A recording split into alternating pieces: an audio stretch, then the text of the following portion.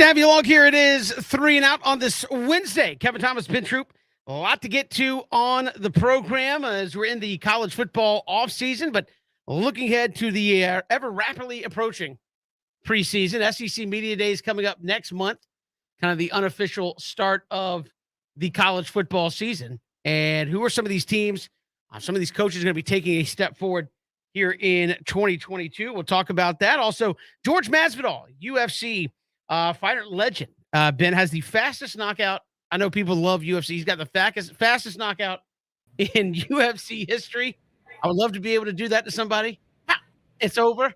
But we'll talk to him about that. He's got a fight promotion coming to Savannah August 5th. Going to be available on UFC Fight Pass. Fast going to be there at the Civic Center. We'll talk to him about that and, just about the UFC fight game in general. So we'll get to that coming up later on the show. But Ben, Braves last night get a much-needed win right after the Dodgers series that I think we're all glad is over and done at this point, to say the least. But big win last night over the Phillies. Mets lose also, and the Braves are only 4 games back of the Mets. Again, maybe if the Braves would quit playing easy teams, they could, the Phillies are right. I mean, the Phillies are 3-4 games behind the Braves. They're hanging in the division. The Braves did just fine against San Francisco and the Dodgers, and yet here you are, 4 games behind the Mets still. So, big one last night for Atlanta and Ben, a team that, as you said, you find out who's good when you lose a key piece of your bullpen in Kenley Jansen for maybe 15 days. Ronald Acuna has just, at this point, in and out of the lineup. When you adapt and you're still able to go out there and win ball games, that's obviously the sign of a good ball club, and that's what the Braves have. Great ball club, Kevin. Because the whole thing about it is, right. I know we're talking about Kenley Jansen, and he's out right now, but he's another guy. We're still dealing with Acuna, you're still dealing with Ozzie. When is Rosario going to come back? And then you talk about a situation like with Mike Soroka. None of that matters when you step out there. Kevin, it's like I said, we ain't been 100% since they said it was a boy. The best time of your life was when you were in your mother's womb. We've been scratching and clawing since then. But I got to give a shout out to Travis d'Arnaud, man. Like I think the thing about it is, Kevin, we expected to be Dansby, who is playing out of his mind. You expect to be, expect to be guys like, Austin Riley. Travis d'Arnaud just goes about his business. Next thing you know, lead it off. Then Matt Olson. I think what we was able to do in the month of June, even though we still got a day left in the month of June, right? Winning games builds confidence and builds a lot of confidence. And I think what happens is guys are like, look, man, let's just play our game. I think the Dodgers series goes different if Freddie Freeman isn't on it. Like, it was so much theatrics. Then you get to the game, which are still really, really good games. The Phillies know this. Hey, man, if we can't beat the Braves, don't even worry about catching nobody. So I think for this Braves team, Kevin, they understand the task at hand. Dealing with injuries is what every team goes through. Great teams, you can't tell. You're looking forward to Ronnie coming back. But, hey, man, shout out to this Braves team, man, is making sure they're saying, look, man, our goal is to keep pace with the Mets. I know the Phillies are catching us, but, hey, man, in the words of Floyd Mayweather, when you – listen, if I'm in front of you, I don't care who's chasing me. I can't worry about who's behind me. So I like their poise. I like the fact, Kevin, they seem to be playing very, very comfortable baseball. But once again, these bats are dangerous now. Don't think because 13 ain't in the lineup, you safe. Or Isaiah in the lineup. Nope. Matt Olson just sit there and go, listen, man, I know I'm a lefty. I'm going to go out there and, get me 2 home runs. Real easy. But yeah, Kevin, I will take the dub. I love this. I'm always looking at 2 things. Braves winning, Mets losing. That's a great day for me. Yeah, it was a great day yesterday as far as that's concerned. But yeah, Matt Olson, I saw this stat after the game. I'm like that. I guess he only went there a couple of times with the A's because obviously you're in the American League. You just didn't go to Philadelphia that much. But he's had 5 hits total at Citizens Bank Park. 5. And they've all been homers. I don't even know how that's possible. That, hey, I guess you just go out there and say, all I do is hit bombs. But Benny, you see that, and he's a guy that has had his moments where Braves fans have kind of been on him a little bit, but he's had his moments where he's come through in a big way. And I think for all the talk about what happened last weekend, for the thoughts of, hey, are we second fiddle there in LA to Freddie Freeman and what's going on there? There's been very little talk about Matt Olson, because through all that, Matt Olson's over there standing like, I mean, I am the first baseman here in Atlanta right now. And to both of those guys' credit, there has been a lot going on with that whole situation regarding Braves fans, Freddie Freeman, Matt, and they both, Freddie Freeman and Matt Olson, I think, have handled it about as well as possible. It certainly hasn't affected them too much on the field. But you look at a guy like Matt Olson, Ben, and everybody says it in regards to coaching. You don't want to be the guy that follows the guy. Like, you don't want to be the guy, and you say that in sport. You don't want to be the guy. Nobody wanted to play third base. Yep. After Chipper Jones did it. Nope. Let somebody else get the Chipper comparison, and I'll come in afterwards and just be me. I mean, a la, now, Austin Riley. I think that's why it was kind of an interesting bridge where you went from, Chipper Jones to Chris Johnson. And then you feel, well, I'm just saying, I like Chris Johnson, but that's what it was. It was Chipper Jones to Chris Johnson to a guy like Josh Donaldson, who was a big-time player there, and then you slide Austin Riley in there, and Austin Riley, I don't think once has been compared to Chipper Jones, right? I don't think one time as you really got there and go, hey, this could be other than, hey, maybe he could play third base a really long time. Yeah. Matt Olson is the guy following the guy at first base. And he's there for the next 8 years, people. So you get used to looking at it. I'm not saying, but that is a situation where you're stepping in for a guy who had come up with the organization, who had been, as you said numerous times, been with the team when they weren't very good. And he's able to shepherd that through and be a part of a team that was obviously very good, winning division titles, and then ultimately, obviously last year, winning the World Series. And you step in and you got to replace that guy who, again, been team kind of icon, never made any waves, never, was in the news for anything other than baseball, represented the franchise as kind of like the team spokesman. Every clubhouse has got to have one of those. He was able to stand in front of the microphones night after night, answer the good questions, answer the bad questions. Why are you guys losing? Why, what does it feel like to win? He was the guy that stood up there and did all that. And as I said, had he stayed, would have his number up there in the outfield with the rest of those guys. And you fill in for that, step in for that, and he comes back to your ballpark, and through all the actions, the story comes out like, bro still wants to be here. Like, and very much so.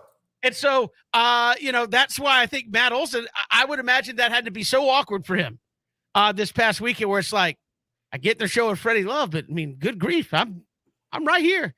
And, kind of ironic, you get out of town, you go to Philadelphia, and the first game out, boom, 2 home runs for Matt Olson. To me, I think he's been everything you could have hoped for in that situation where you give it. I mean, Ben, this is rare, right? I mean, everything that's happened in this whole deal is rare. Matt Olson got an extension before he ever got off the plane. Yes. Think about that. You got an 8-year extension, and you hadn't even got off the plane to do a press conference saying, I'm with the Braves now. Like, that right there is insane. And to me, you come in, hometown kid, get the extension, get the money right away, boom. All right. We gave up. We basically moved on from Freddie for you, buddy. Let's see what you got. And I think he's lived up to it. I mean, he and Freddie in like the doubles, they're right there.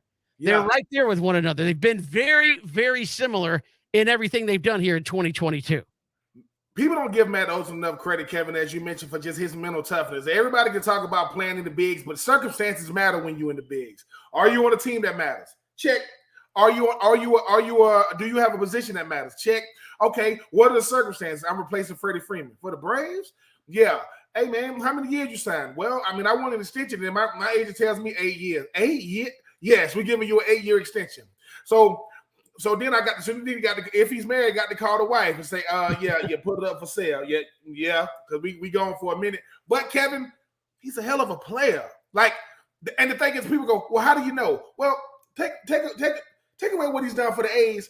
It was a bidding war between us, the Braves, and the freaking Yankees. The Yankees was going to get him. So I think a guy like Matt Olson says, look, man, does the jitters of the game get to me? Because it could have been one, man. I'm with the Braves. One, I grew up a Braves fan, and I definitely grew up a Freddie Freeman fan.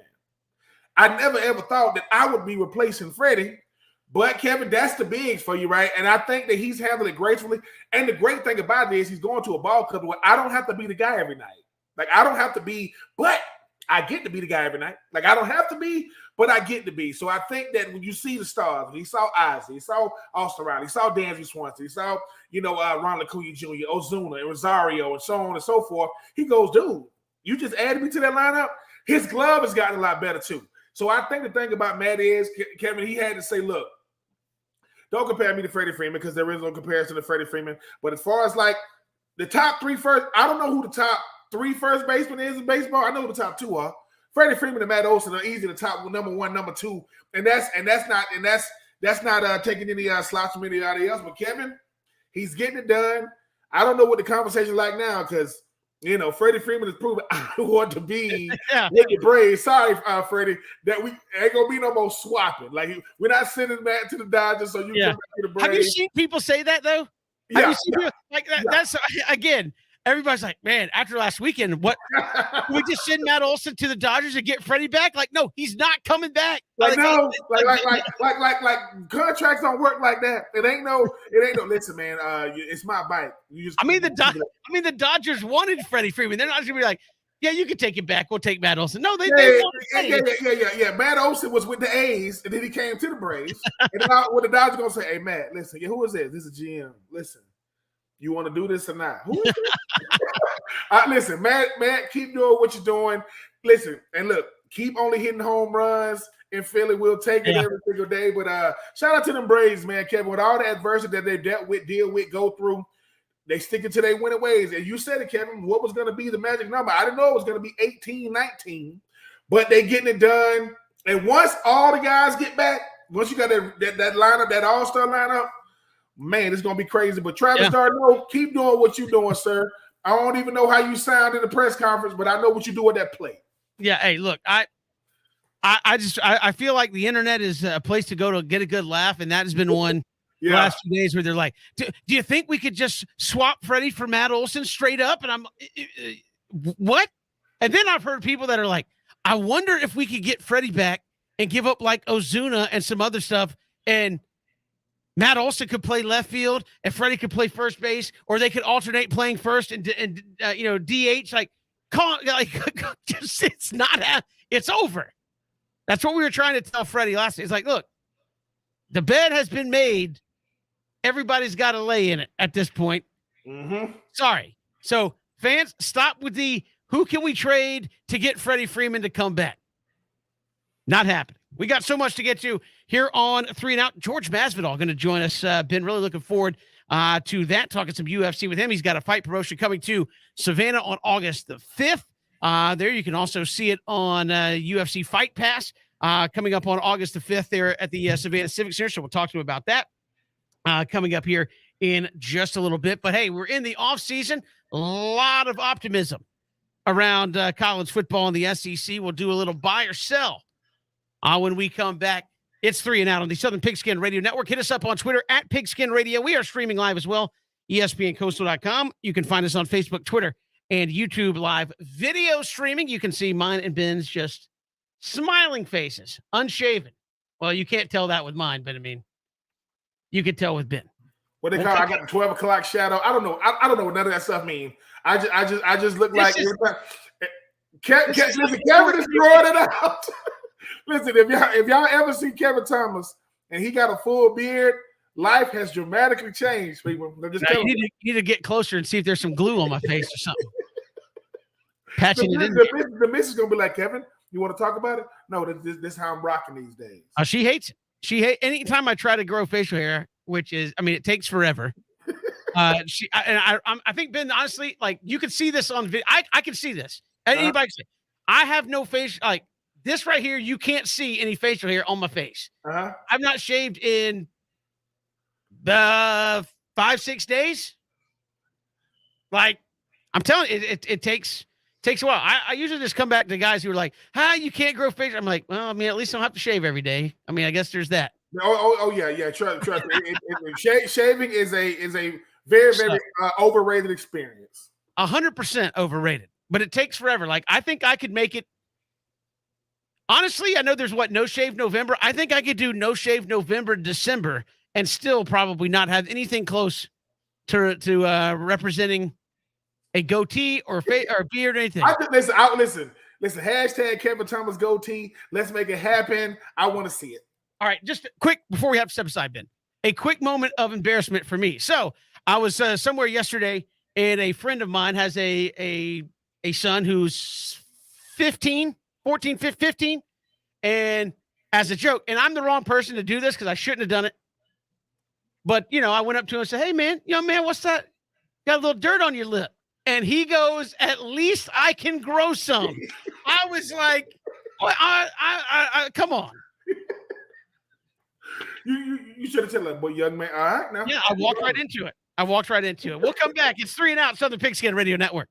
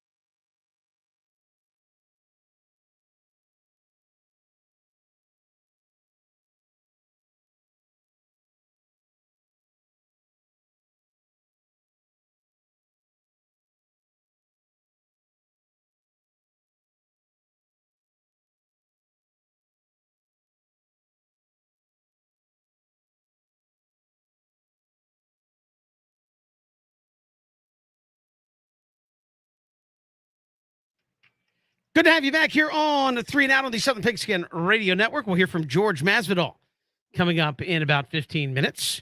UFC, I mean, just unbelievable talent there in the UFC, Ben. You and I were talking about this before the show, as I had a chance to talk with him, earlier today. I'm having a conversation with, George Masvidal. He's got the fight that he's bringing, or the fights that he's bringing to, the Civic Center. You're like, oh, that dude, you said, I'm not standing in front of him when he's got the fastest knockout in UFC history.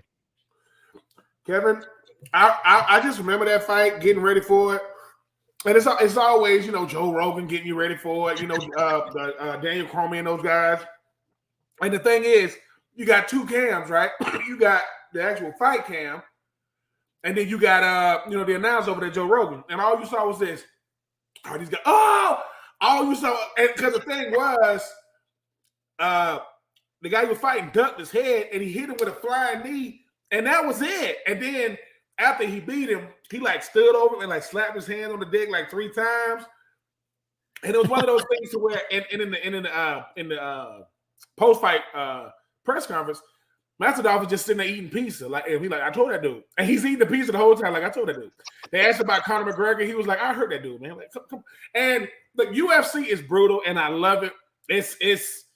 It ain't for the faint of heart, because you do all this training, and if you get caught, that's it. And listen, how you know when Joe Rogan hit it with it's over. That's it. It's over. But, hey, man, yeah, UFC is one of those things, Kevin. I talk about it. I would never get in. I'm not getting in the octagon. No BJ. I would get knocked out. Yeah. No, because anything that can go wrong in the octagon is going to go wrong. I'm going to get hit with a flying knee, a reverse elbow, and my God, all these holes they can put you in. I got a jiu-jitsu background. Yeah, my background is in Swainsboro. I'm not dealing with that. Nope. I got a tapping out background. Listen, at the end of the day, I judge how long it takes me to get off the ground if I fall on the ground. What if I got slammed on the ground? No, they don't got to count me out. I'm done. I'm walking out the cage. That's it. Where's my check at? I don't care. Pay me my money. Speaking of paying us our money and tapping out, we're going to do a little buy or sell on SEC teams, Ben. Again, we're going to treat them like a stock. We want to buy them. They're on the way up, or we want to sell them. Maybe they kind of peaked out where they're at, and we're going to, take our money right now. All right. So I will give you a team. You tell me if you're buying them or if you're selling them. All right. In the SEC. All right. Let's start with Tennessee. You buying Tennessee? You selling Tennessee? I'm actually going to buy Tennessee. I think Kevin Hendon Hooker and what he brings to that offense, and a guy like Josh Heupel, who showed a lot of promise in year one, got to see what that defense is going to look like. But I'm going to buy. I mean, you look at the East last year, obviously Georgia was in the class all by themselves. I think they had the second best record in the East. I mean, find a way to make it really interesting. So for me, I'm going to buy the Tennessee Vols. No more leadership reps actually trying to go out there and get it done. I will buy the Tennessee Vols. Yeah, I think they're on the way up. Again, that doesn't mean we think they're going to beat Georgia for the get to the SEC, but I think they are on the way up. All right, buy or sell. I mean, with Texas A&M, you got to say buy because they're buying everything out there, right? Yeah. Oh, sorry, Jimbo. No, you're not doing that. You know what, Kevin? Listen, with all these with everything going on in the offseason with Jimbo and investing money, hey, I got to invest in things that are investing in themselves, right? So I will buy Texas A&M, especially coming off a big win last year against Alabama. Not making now they're not making declarations this year. Talking trash, but not making declarations. I will buy the Texas A&M. Aggies right now, Kevin. Don't in the BJ don't feel good about it, but I got to go with the trend. You feel like there's a little profit to be made there. What about we hope so. What about your Florida Gators? You buying them or selling them? Oh man. Woo. Can you hold on them? Are we holding? We're just buying them. Yeah, you can hold. I'm gonna hold on Florida right now because Kevin, obviously, I know a little bit about what's going on. I can't get my financial tips from Twitter because I would be all over the place. But I'm gonna hold on Florida because this is the thing. It's all about the players you can bring in, not necessarily the players you got. They getting some guys in. I want to kind of see where Billy Napier looks like after 1 full year of recruiting, not just trying to do something, trying to I mean, it seems like Dan Mullen kind of did to Florida what Jimbo Fisher did to Florida State, not necessarily from the offensive line. So I'm going to hold on the Florida Gators right now. Just kind of stepped out and was like, hey, yeah, I know there ain't much there, but not my problem. Oh, yeah, he Not left trees and trash all over the front yard. I don't care. Y'all come pick it up. All right, buying, selling, holding Arkansas, Sam Pittman there out west. I'm going to hold on Arkansas as well. I'm going to tell you what, Sam Pittman, to me, has done an incredible job. The reason why I'm going to hold on Arkansas, is it momentum going on to Arkansas? Or is it really a changing of the guard? Because everybody around them, you know what Alabama has. You know, LSU, Brian Kelly, they're going to be able to recruit. Texas A&M, they got the number one recruiting class. Ole Miss going to have that offense. Mississippi State is going to have that offense. For me, I'm going to hold on Arkansas because while they supersede expectations now, Kevin, everybody's going to be focused now because a lot new faces in the SEC West. I'm going to hold on Sam Pittman in Arkansas right now. All right, buy, sell, or hold Auburn Tigers. I'm going to sell it. Kevin, it's too much turnover, right? Like, okay, they got a head coach that nobody wanted but the AD. Ain't nobody else want him, and he's back. You got a new quarterback, which, you know, we'll see. Somebody from our neck of the woods might be starting at the quarterback, which there's another reason why I sell, because while Bo Nix had a lot of success his true freshman year, that is not the norm. That is not, and he won the Iron Bowl his true freshman year. I'm going to sell Auburn because, Kevin, offensive coordinator, gone. Defensive coordinator, gone. Starting quarterback, gone. Now, they got Tank Bigsby, but with so much turnover, you have to deal with turmoil that comes with that, so I'm going to be selling them Auburn Tigers. Yeah, I would put in a sell for now, but again, I think you're going to have to buy me back, at least in the short term, because Brian Harsin, there was a lot of talk that he might have left at the end of last year before that kind of, remember what? You don't remember that at the end of last year? And it's like, he's good. And like, after the first year, you're already ready to go. A lot of potential upside, but that's a long uphill battle for Auburn right now. South Carolina finally been buy, sell, hold. Where you at? I am going to buy the South Carolina Gamecocks. This is why I do think a guy like Spencer Rattler is not getting enough credit for the type of player that he is, and they're going to try to go to a more. They're still going to run the football, but they're going to want to throw the ball around. Look, man, I want to see what Beamer ball will look like in the SEC, and so far so good. I mean, I think that Coach Beamer is doing an okay job. South Carolina is always going. South Carolina is like what Arkansas is in the East. They're good enough to beat most teams. They're not going to beat the best teams, but can they beat the other teams? Can they beat the Floridas? Yep, beat the brakes off Florida. Not kind of beat them, beat the brakes off Florida last year. You talk about the South Carolina team, Kevin, I'm buying them, but the only thing that scares me is you beat Florida. Can you beat Tennessee? Can you beat Kentucky? Can you beat Missouri? But I'm still going to buy them, Kevin. I think Spencer Rattler is going to definitely help that stock. You know, I'm buying you right now, Mr. Spencer Rattler. Don't make me look crazy at the end of this thing, but yes, I will buy them Gamecocks. I'm holding on South Carolina because I think Georgia's up there. You got Tennessee, who I'm with you. I'll buy the Vols here, especially in the short term. I think they're there. As you said, with all the stuff going, I'm kind of wait and see on Billy Napier, but I still don't know if South Carolina is going to get them this year. So where does that leave you? And Kentucky's pretty solid, right? I'm about to say, if you would have put Kentucky, I would buy the Kentucky. So if you're buying all those teams, I don't see how you could possibly buy South Carolina. I mean, well, Kevin, at the end of the day, I'm using other people's money, so I'm just buying, I'm just buying it up right now. But I will say, Kevin, it's going to be very, very intriguing to see because obviously Coach Beamer wants to go with a different way with his offense. He wanted to have a big-time quarterback. He saw what a Stetson Bennett did for Georgia. He saw what Will Levis is doing for Kentucky. Spencer Rattler ain't the athlete Anthony Richardson is. Hendon Hooker. Think about it. Hendon Hooker, Spencer Rattler, Anthony Richardson, Will Levis, Stetson Bennett. Dude, it's loaded in the East now. And if you are Todd McShay, you are loving Will Levis and Anthony Richardson right now because who was not a top, who he did not have it going in the first round, Spencer Rattler. And Spencer don't like that. So we'll see. But hey, you're right, Kevin. I mean, the East has gotten a lot better, but hey, man, it don't matter if you buy, sell, hold with the boys in Athens, they're gonna sell regardless, and they're gonna sell out no matter where they playing. You're gonna have to deal with them all year long. We've got more to come here on 3 Out, including had a conversation with George Masvidal, UFC. He's with Icon FC. His promotion coming to Savannah on August 5th. We'll talk about that when we come back. It's 3 Out on the Southern Pigskin Radio Network.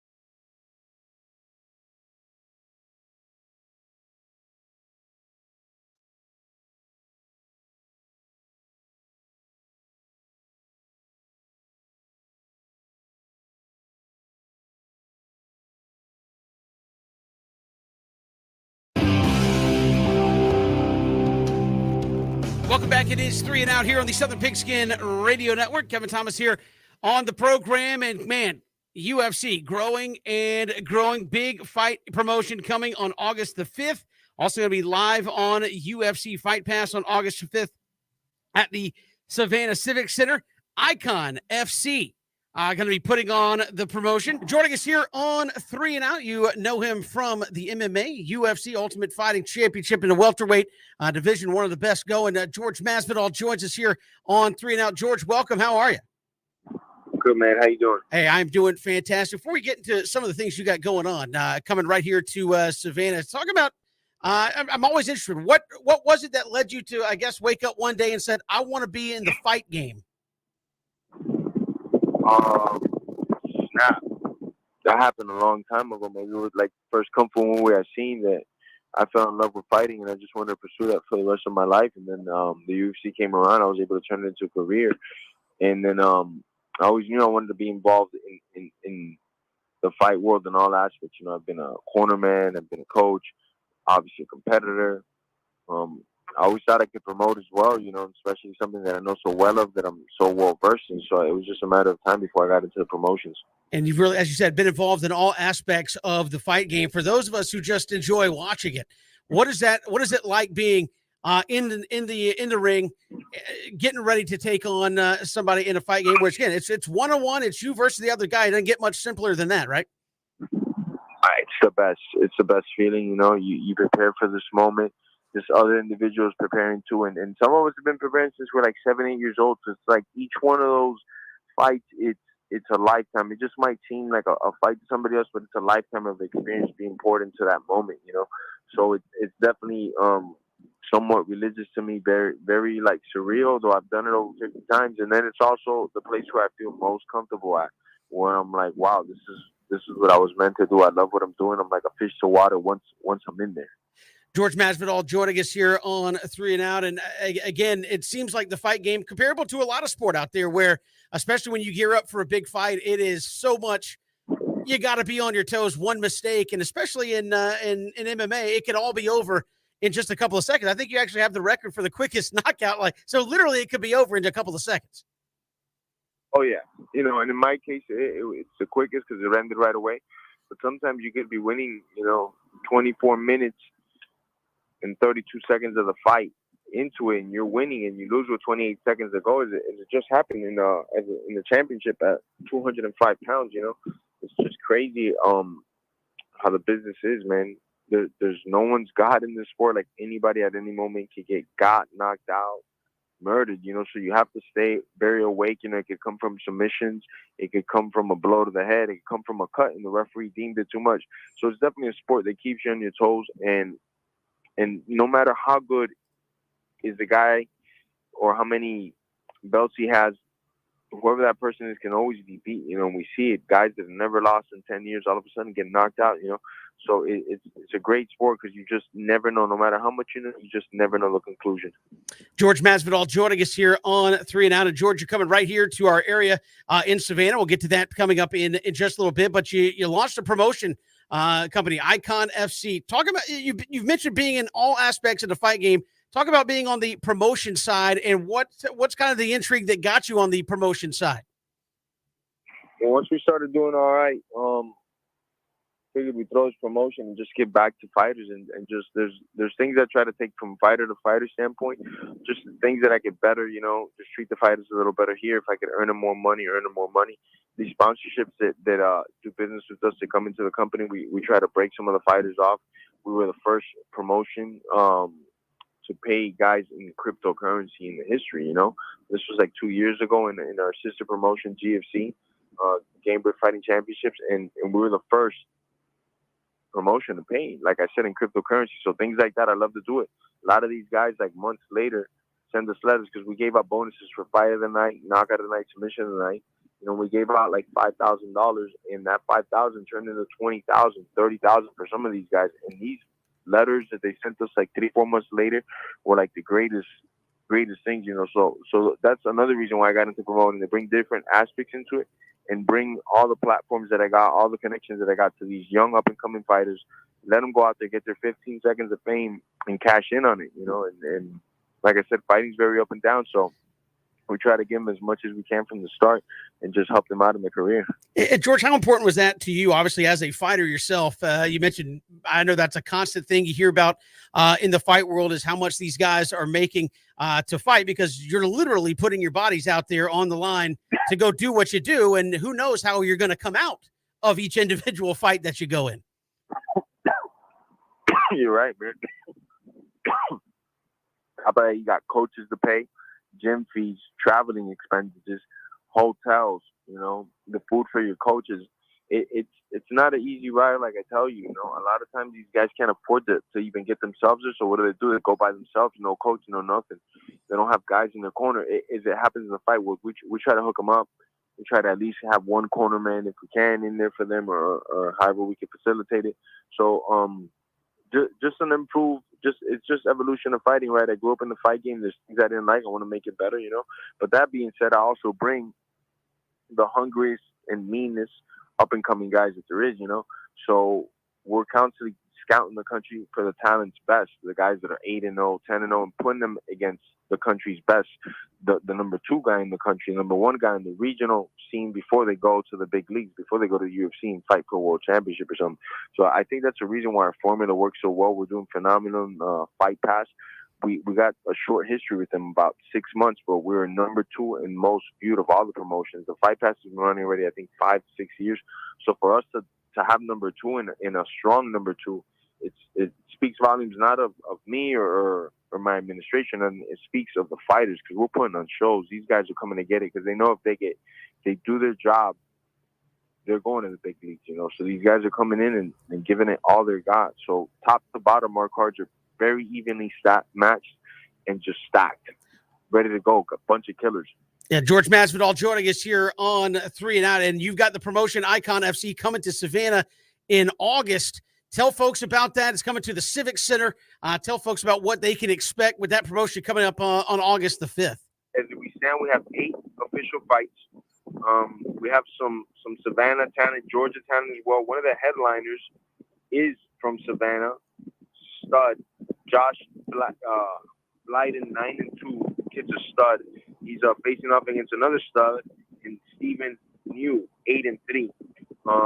Guys are both great. Then in the co-main, we got Amun Cosme, 4-0, versus Diego Gomez Mansour, 5-0. As I was telling you, we just try to find the country's best and get them going.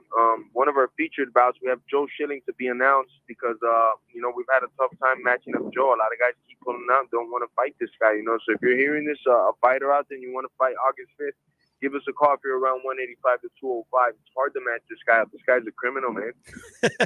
Hey, the fight game is big time. You got to be ready to go. Finally, George, what's it like to step in? I mean, when you come out the curtain and you're getting ready to face a Nate Diaz, an Usman, then some of the big fights that you have, describe that to the regular person when you're mentally trying to get there and obviously the place is going nuts. I want to try to explain the way that everybody can understand, right? So, I get it's a combination of being in line for the roller coaster, literally, where you just want to go already, right?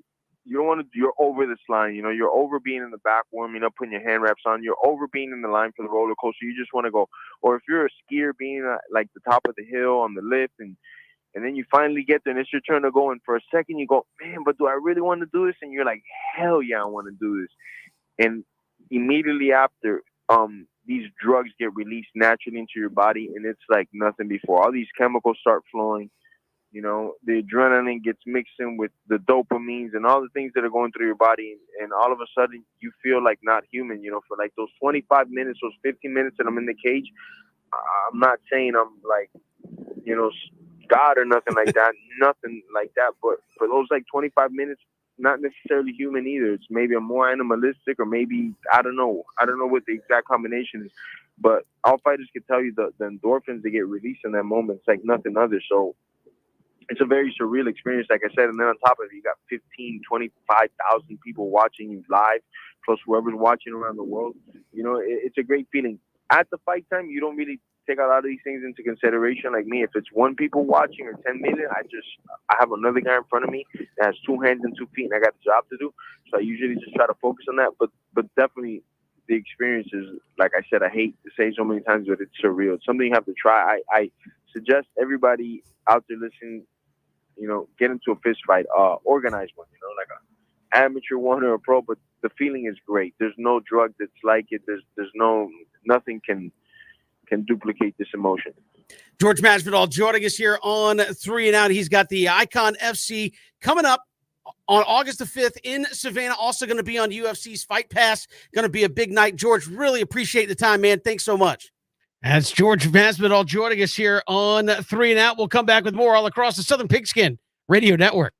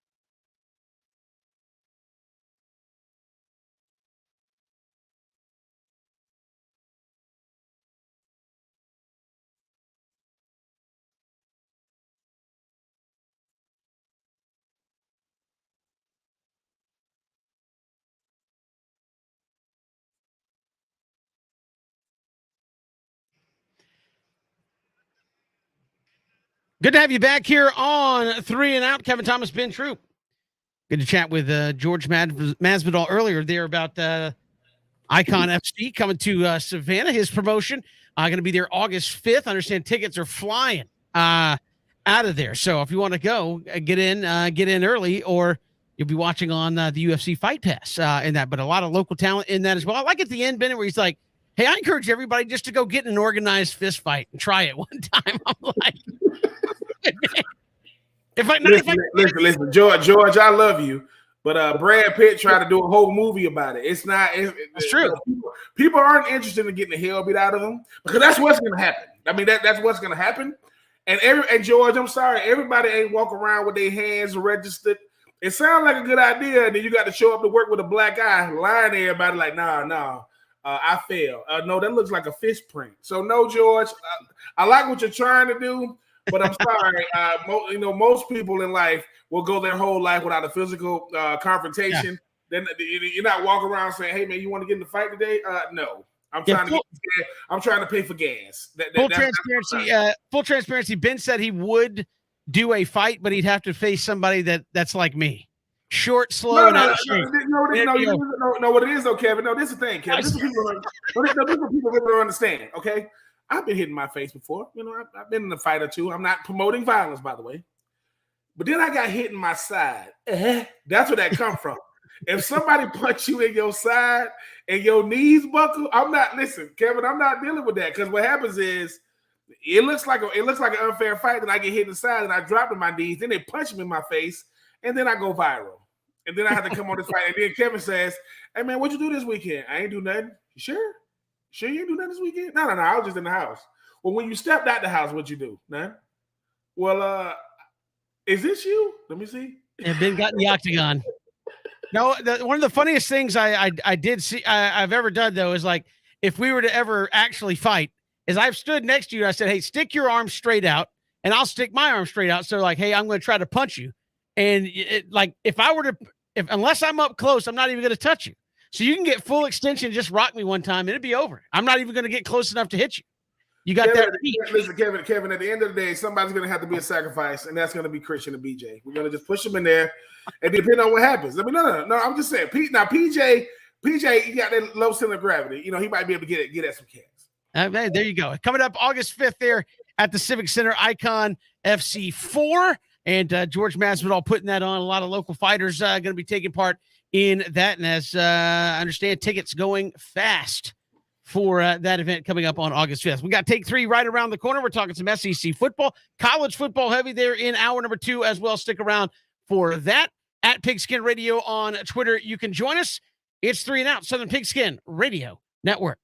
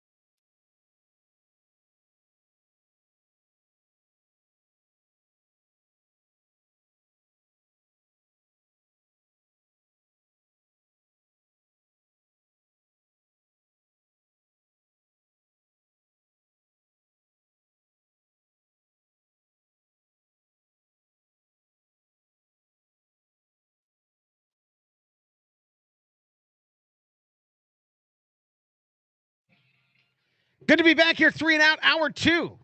Kevin Thomas, Ben Troop, talking some college football. Coming up in just a little bit as some big news for the Sun Belt coming up on Friday. We'll talk about that. Also, a lot of big coaches stepping into an important year in the SEC. We'll get to that coming up in about 15 minutes here on the show as we are inside 70 days to go till college football is back with us. And I think it's maybe just over 70 for that first full weekend of college football in the Southeastern Conference. So either way, we are getting dangerously close. And I know it's 3 weeks been until SEC Media Day. So it's getting here rapidly is what I'm trying to say. Kevin, we do our best to make it back. It's almost like people go, when's the season? I said, listen, man, once the national championship is over with, you are scratching and clawing. And yeah, you have like different stuff like, you know, like you got like the draft, and you got pro days, you got the combine. But then old Jimbo Fisher and recruiting came through, talking trash, saying you just mad because y'all got all money alum in the state of Alabama. Nick Saban. By the way, Alabama will listen. I don't know how bad it's gonna be. Alabama gonna beat the hell out of Texas, and they gonna tear their behinds up. But Kevin, yes, what if they don't? Oh, Kevin, could you listen? So whatever collective NIL they have in Tuscaloosa, if they lose to Texas A&M, that's gonna have to see. If y'all would have gave me the money that I needed, we could have beat them. You know how it is. The asking prices are already going up. Yeah, Nick Saban just go, see, if you'd have paid me $13 million a year, this wouldn't happen. Let's take it here on 3 and Out. All right, Ben, take one. Will Matt Ryan, I told you I was going to do this backwards, so we're just going to do it. Will Matt Ryan win a playoff game year one in Indianapolis with the Colts? Kevin, unfortunately, I'm going to have to say yes. I mean, think about this. The Indianapolis Colts are going – the last 3 years they've had 3 different quarterbacks, you know? And I Phillip Rivers, Carson Wentz, and now you're talking about Matty Ice. They actually wanted to re-sign Phillip Rivers last year, but Carson Wentz, they got him in a trade. So I think when you look at a guy like Matty Ice, Kevin, it's never, ever been about him as a player. Matty Ice is going to have a running game, you know, Jonathan Taylor, leading rusher. Quentin Nelson, left guard, making sure he's staying upright. Michael Pittman Jr. in the receiving core, young receiving core. A defense led by Darius Leonard, South Carolina State. You know, shout out to South Carolina State. And in a division that's very, very lackluster. All you gotta do is listen. If you can tackle Derrick Henry in Tennessee, you beat him. I don't even know who plays for Houston outside of John Mechie and Derek Stingley Jr. And they just got drafted. I know who their coach is, Lovie Smith. And listen, isn't Davis Mills still the quarterback? I think. Yeah. Oh yeah. Listen. Yes. And for those who said Davis Mills, yes, that's also your accountant. Yes, and your pool guy. That's the guy that's going to be starting for Houston. And Kevin, outside of a lot of great headlines, you know they don't talk about in Jacksonville? The defense, because they don't know. They don't know how good. So for me, yes, I'm going to hate to see him in the most basic uniform you've ever seen in your life is the Colts white. Oh, no. Blasphemy talk. That's a beautiful Kevin, we did this one time. Kevin goes, I love the blue and white. I like the simplicity of it. I do. It looks good, man. Like the blue horseshoe. And in their mind, what makes it all come together, you get to wear white cleats, blue cleats, or black cleats. So, you know. I don't care. Yes, Matty Ice is going to win a playoff game. Yes. I don't care about the cleats. I think the rest of it looks really good done. The blue, I get it. It's simple, but I think that's why I like it. It's very, very straightforward and clean. It's one of my favorite ones in the league. Is the Colts. Serious. I like you. I know you're looking at me like, come on. No, I'm serious. I like the Colts uniforms. Maybe the Falcons. You know why I don't like the Colts uniforms? Because I had to play with them in their heyday. I mean, that's fine. I had to play with him with Peyton Manning, and Peyton Manning used to tear our behinds up. Him and Reggie Wayne and Dallas Clark and so I just think at the end of the day, Kevin, yes. I don't like simplicity when it comes to cut like so Kevin is a fan of like the Colts, Notre Dame, Penn State. I'm sorry, Penn State, like real easy, like blue, white. Keep it simple. Like Kevin think the best uniforms like in the ACC is no. Duke. You know the Duke. No. but the Duke ones when they wear the right way, they look like the Colts uniforms. They do. That's what I'm saying. I do like the Colts, though. And Kevin, basically, when Kevin's Dwight saying, hits you off the edge, Ben, he looks good doing it. listen, basically, Kevin That's is what I'm saying, saying. listen, Kevin's saying, being a little league baseball coach, Kevin likes white uniforms because I can use that bleach. With the colors, what can we use now? You can't use bleach. I'm just saying. Yeah, I don't. Yeah, if I have to clean it, that's a different story. But I don't have to. So I like the Colts. No, I think I asked you that question just because I remember for so long people forget this. Like the first, 6 years of Matt Ryan's existence in Atlanta was like had one playoff win, and I remember that was the talking point. Is like bro, like Eli Manning has more playoff wins than you. Like there's like Joe Flacco has more playoff wins than Matt Ryan. What's the deal? And now he could win. Could he win? He's got to win the division. I think beating Tennessee. I think they could do it. But if he gets a playoff win, I mean, it's like first year, boom, you got a lot of love there for Matt Ryan. And I do love the Colts uniforms. And what's funny is like the Colts blue, Dodger blue and white makes me want to throw up. Probably because Freddie Freeman's in it. I like it looks weird, can't handle it. So it just depends. So the blue and white depends on who and what. Yeah. If it is the Colts, love it. If Like it's the Dodgers, can't stand it. Like there's people that'll rank MLB uniforms like, oh, the Dodgers uniforms, they're the best. No, but I like it with the Colts. So that plain blue and white. All right, moving along. Take two. Who is the most underrated coach in college football right now? Sam Pittman, Arkansas. I want people to understand something, right? Sam Pittman got his first head coaching job in the SEC West, and his first game out the jump was against Georgia. His first year as a coach was all SEC schedule. That's his first year as a coach. His first quarterback, Felipe Franks. Listen, this man can coach. This man can coach, Kevin. And once again, who's going to dominate the headlines? It's going to be Nick Saban. It's going to be Brian Kelly now in LSU. It's going to be Coach Harsin at Auburn. It's going to be, Jimbo Fisher, Texas A&M. It's going to be Lane Kiffin. Meanwhile, Arkansas winning 8 and 9 games. This is a team that wasn't picked to win a game a couple of years ago in COVID. They wasn't picked to win a game. It's got to be him, Kevin, because this thing, premier offensive line coach in the country, finally gets a head coaching job, trying to get away from Georgia. COVID comes. You got Georgia first game. What? Yeah. For me, Kevin, a lot of names you could throw in that hat. It's most overrated, but for me, if you are a head coach in the SEC, for me, I think it's going to be Mr. Sam Pittman. The job he's doing in Arkansas, and the fact that he's not getting the recognition that he should, I think it's a travesty. That's a nice pick. I still say it's Kyle Whittingham at Utah. I mean, like, it's Utah. That's not – I mean, again, Urban Meyer won there. Alex Smith. Kyle Whittingham kind of slides in there, and people don't pay attention. Like, they wind up in the Pac-12, and it seems like every competing to go win the thing. And it's Utah, right? Like, it's one thing if you're like, hey, Kirby Smart, can you win a national title? And he did. You're in the hotbed recruiting state of Georgia. Southern Cal, USC, California. Everybody's going there to get Kyle Whittingham's in Utah. Where are my ballers at in Salt Lake City? I mean, that's all I'm saying. Like, it's Utah. And he's with what? What? All I'm going to say is this. I'm just saying that's the tough place to go. At the end of the day, you go to Utah to do one thing and one thing only, and that's the ski. And them boys winning the Pac-12. Hey, I'm just saying, and think about it. Kevin goes, think about it. Coaches out there, Coach, where you at? Man, I'm in Salt Lake City right now, man. It's like 10 degrees below zero, but I got this kid.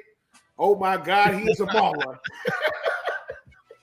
Now, I do have a buddy who lives outside of Salt Lake City. He has said, you need to come out for the skiing. It's fantastic. I'm like, well, I don't need a broken leg just yet. But Kevin goes, listen, man, I've been doing good my entire life. I go out there with you. No, I've been skiing. No, look, I've been skiing before, just up in like North Carolina, and that's really not Utah, Colorado skiing, as I understand, where it's like out there you get the powder. In North Carolina, you get, I mean, it is snow, but it's more like glorified compacted ice. Oh, yeah. So once you North Carolina might be manufacturing some stuff out there, like bring it in. Yeah, people to hit the slopes. And I have been skiing before. Not really good at stopping. I found that the best way I could stop is to fall down or run into somebody else. Yeah, I did that a few times. I was stupid enough to go all the way up to the top to the top of the mountain because you know how it goes. Hey, I did the Kitty Hill twice. I'm ready to go. Oh yeah. Oh, is that the thing? The way they get to the top, you got to get off of it and just. Yeah. No. The first time I went up there, I went to the top and I'm like, how do I get off this thing? And the guy riding with me goes, just stand up. I was like, I can't stand up when I'm not on a ski lift on these things. He's like, just stand up and you'll slide right off and go down. And I'm like, oh, this is going to be bad. I think I crashed like 2 feet off the thing. And they're like, get out of the way. There's another bucket coming. You got to. I ain't new to this or true to this. I don't do this. I ain't messing with this. I ain't messing with ski slopes. No. But I would do Utah, Colorado powder skiing. That way when you fall, it's more like a poof. And exactly. I'm not staying up, but I've just heard people say it's a lot different. All right, moving along. Take 3. Can Josh Heupel win 10 games at Tennessee this season? They play up tempo. I know it got a lot of people last year excited because they would get rocking and rolling, a lot of yardage. Can they win 10 games? Obviously, Georgia and Bama are on that schedule. You got Pitt in week 2 up at Pittsburgh. Of course, they lost the best receiver in college football. Their quarterback's now playing for Pittsburgh, the Steelers. So maybe a winnable game in week 2. Could they win 10 games this year at Tennessee?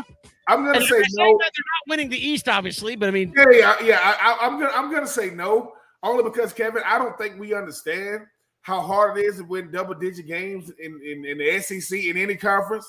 That's almost out of this world. Look at the teams that win double digits. Clemson, Georgia, Michigan, Ohio State, Alabama. It ain't a lot. It ain't a lot of teams saying, we went 10 and That's not happening. Now, is Tennessee going to be exciting? Absolutely. Absolutely. But 10 games, because this is the thing, Kevin, now the SEC team that's playing them has a full year to see, this is what they want their offense to do. The thing about any team is, how do you have a sophomore season that's going to be just as good as your first year? The thing about Hendon Hooker, I think he is the guy. What Coach Heupel wants to do, he is more than capable of doing it. Problem is, you ain't beat Florida in a while. Kentucky has gotten very, very good with Will Levis and company. I mean, we'll see what Coach Eli Dream was going to have with Mizzou. You're not beating Georgia. You're not beating Alabama, and Pitt could be a big time problem with it because even though they're not going to have guys like Kenny Pickens and they're going to have a really, really, really, really good defense. I'm not going to very exciting, Kevin. 8, maybe 10. That's elite status. I don't see them doing that. Well, you didn't take it to effect. They could go 9-3, win the bowl game. They'd still win 10. But I know. But you know what, Kevin? But you know what? Look, I will say this though. In 1 year, when people start saying, what do teams lack in college football? The first thing you lack is a coach. You get the right coach. He get the right players. You can be very, very good, very, very fast. Coach Heupel, people, and I said the most underrated. I know I said Sam Pittman. Coach Heupel could be right there.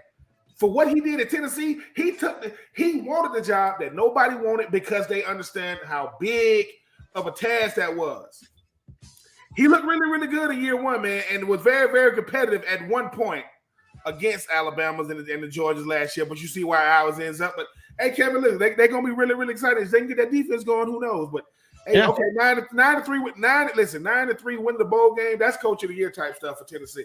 Probably so. I agree. If they beat Alabama or Georgia, turn the college football world on its head. But you look at the rest of the schedule. Florida, I mean, we don't know what Billy Napier is going to do. That could definitely go either way. I mean, the last 15 years would say the Gators are going to win that. But you don't know. Pitt, they didn't win that game last year, but it was very close in Knoxville, and Pitt got them. So maybe they returned a favor there in Pitt. They've got Ball State, I think Akron in the non-conference, and then you finish that backside of the schedule. I think you have it at LSU that could be interesting, but again, I think that game to me right now, Ben, reads more of, it's LSU than what they've actually been the last year or so. Like they won the 2019 championship, and then they have taken a little bit of a step back.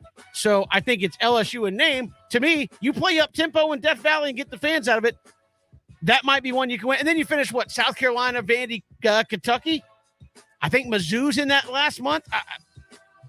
you could get on a little roll there and wind up very close to 9-3, 8-4, and certainly could win a bowl game. I will say that when he was at UCF and they got rock and rolling, that offense was quick. They were up and ready to go, and you saw it where they played teams as the year went on. Teams watched that tape and they said, hamstrings feeling a little tight. We're going to slow down real quick and get me off the field so we can sub. I think it'd be interesting. I think they can win 10. I'm going to say they can. And as you said, I wouldn't be surprised if they did, Kevin. I mean, they're not winning. They're not winning the East if they do that, but I think they could. I think they can win. Think about that. 9-3 ain't good enough to win the East no more. That's how good Georgia is at this point. Craziness.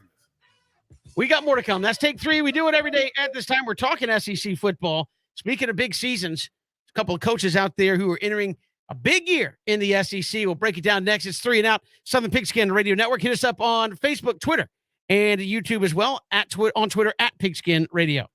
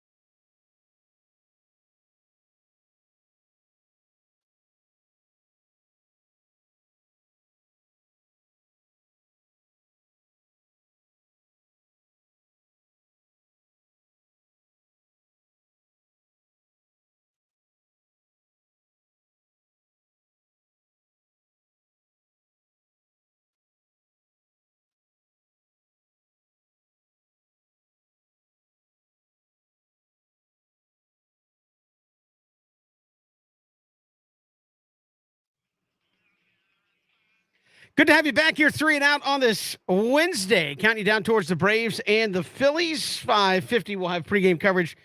First pitch just after 7 o'clock here this evening. But college football is rapidly approaching. Got SEC Media Days coming up in just a couple of weeks, Ben. And got a lot of talk about. Obviously, you got the Nick Jimbo stuff that's going to be, brought back up. But I think this is an interesting year for a number of guys. Back a few years ago, you had the COVID hires that you kind of alluded to back in take 3, where you had 4 guys who were brought in and they said, go get them, fellas. It's an all SEC schedule and we don't really know how this thing's going to work. If you remember back to 2020, it was, we're going to play 10 games. We are going to limit the amount of time y'all can be face-to-face because of COVID protocols. We're going to potentially limit how many people can be together at the same time when you do have practice back there in 2020. And you're looking around going, oh, these guys were dealt an obvious tough hand. But here we are, 2022, and these guys are now going into year 3, Ben. So which COVID hire there in the SEC do you think takes the biggest step forward in 2022 now that they've had a couple of seasons to get out there and recruit? And for those who are like, well, who was hired during COVID? Lane Kiffin at Ole Miss, Mike Leach at Mississippi State, Sam Pittman at Arkansas, and Eli Drinkwitz there at Mizzou. Who's got a chance to take the biggest leap now that you've been able to go out and utilize transfer portal that's coming? I mean, since these guys have been hired, transfer portal's really taken off. Obviously, NIL as it comes to recruiting, but you've also had the ability to go out and get 2 actual full recruiting cycles in under their belt. Who's taking that big leap here in 2022? I still think it's going to be a guy in Lane Kiffin. I think sometimes, Kevin, when we start talking about these guys, people say he's in the SEC West. Yeah, but I think his offense is built for sustainability. When it comes to Mike Leach, right? When it comes to, Sam Pittman, when it comes to Eli Drinkwitz, how do they fare against teams like Texas A&M? How do they fare against teams like Alabama? How do they fare against teams like Auburn and LSU? The thing about a guy like Lane Kiffin is he needs a quarterback that can run his system and he can go out there and make a big leap. I know the easiest path is going to be Eli Drinkwitz, but guess what? He's scratching and clawing in the East. He's probably not going to beat Florida 2 years in a row, probably not going to beat Tennessee, definitely not going to beat Georgia, and I don't even know who their crossover is. Sam Pittman is my most underrated coach for what he's done at Arkansas, but Kevin, I think it's going to be such a upper hill to climb when a guy like that, because when you talk about recruiting rankings, I don't know where Arkansas remains there. And Mike Leach, he's so stubborn with his offense. Like, his very first game out, I was like, woo, is it going to look like this? And the answer was no. People figured out it's not going to be that, because when you got an offense that's predicated on, running a lot of plays, staying ahead of the chain, scoring fast, you got to have a complementary defense. Now, Mississippi State right now, they don't got a complementary defense. So for me, I think it's going to be Lane Kiffin, Kevin, because he got a sophisticated offense that's good. If my offense is good enough to give fits to the best team in the country or one of the best teams in the country, I think I can make leaps and bounds, because I know it's going to be hard to replace a Matt Corral, but I think it's more how do you replace his production, and I think that can be had. So I love what Sam Pittman is doing. I think a guy like Mike Leach is the innovator, but I think what works in the Pac-12 does not work in the SEC. Bigger, faster, stronger, and more sophisticated. Eli Drinkwitz, I think that he does a good job, not a great job. At Mizzou, for my money, I'm going to go with Lane Kiffin. I think he understands what it takes to be in games for 4 quarters and not just look good in certain moments. So for my money, I think the biggest leap is going to be Lane Kiffin. Yeah, I don't have any problem. Eli Drinkwitz, to me, is an interesting one to choose. As you said, they have a lot of room to go up. And you look at his coaching staff, and his coaching staff's really good. You have some guys that were former SEC coaches, former, big-time names that have come on board to help him. I feel like they have needed quarterback play to step up. Obviously, Connor Bazelak was not a guy that took him to that next level, but defensively they were good, didn't really score enough. I think if you beat the Vanderbilts, I think it's interesting with the South Carolina. I'm trying to think who Mizzou crosses over with. Is it? I guess it would have to be Texas. I guess it'd have to be Texas A&M because Probably. because I think Arkansas and South Carolina cross over and play each other every year. So, can they win those games against the East? that they can compete in. I think they can. As you said, I think he's done an okay job. To me, it's the biggest year for Eli Drinkwitz. I think Sam Pittman has surpassed a lot of expectations, Ben. I think Lane Kiffin, as long as he's at Ole Miss, you're relevant, right? I mean, your people are talking about you. You're going to have an innovative offense. You're going to be able to attract recruits to come and play for you that way. Mike Leach, I love the air raid personally. It's tough to do in the SEC, but I think the biggest jump, I would say, would come from Mizzou. And again, what does that mean? I mean, you go from the bottom, you're better than Vanderbilt to your third or fourth, maybe. Because, I mean, as you said it appropriately, where's Arkansas going to go? Where's Ole Miss and Mississippi State going to go? Somebody's got to finish last in that division, and you got to figure out a way to continuously beat, Alabama, LSU, Texas A&M now, consistently just to get in that top three. And again, I think nobody is going to think that Ole Miss, Arkansas, Mississippi State are on the Alabama level at this point. So where's the upside there? I do think this is an interesting year for all these coaches because now, Ben, you get done with 2022, you start looking ahead and say 2023, 24, 25, Texas and Oklahoma are going to be in here. What's the league look like? Do we make a commitment to our current guy? Because we don't know yet what the config's going to be. I mean, we've seen the ACC go away from divisions. The Pac-12 is going away from divisions. It seems like that's the way it's going. Most people agree the SEC can't do divisions when Texas and Oklahoma come in. So if you're looking there at a guy like Sam Pittman, are you a little more patient with him and say, hey, depending on how this thing breaks out for us, you might have a better shot of contending in pods or, with a better rotation and not just stacked against the West right now every single year. I think the same could be said for Lane Kiffin. You get stuck in a pod with Mississippi State and potentially, I don't know, a Texas A&M and an Arkansas or something, or Mizzou. I mean, that's winnable, right? I mean, those are three games that you feel good about. And then if you're just trying to get second at that point, based on Bama or Georgia, at least as we look at it right now, could you make some hay with Lane Kiffin? I think those are going to be interesting discussions around those programs of, all right, maybe we're not where we want to be right now, but given where the conference is going to change to when Texas and Oklahoma come in, does a different format give us a better view of what's possible? Because I think a lot of people look at it right now, and rightly or wrongly, Ben, I think as long as Nick Saban's there and you're playing divisions, everybody's like, we got to be really good, and we can't slip up against anybody else. We're probably playing for second in the West, right? I mean, that's just the hill that you have to climb. So, I mean, we've seen it. A&M beat Alabama finally.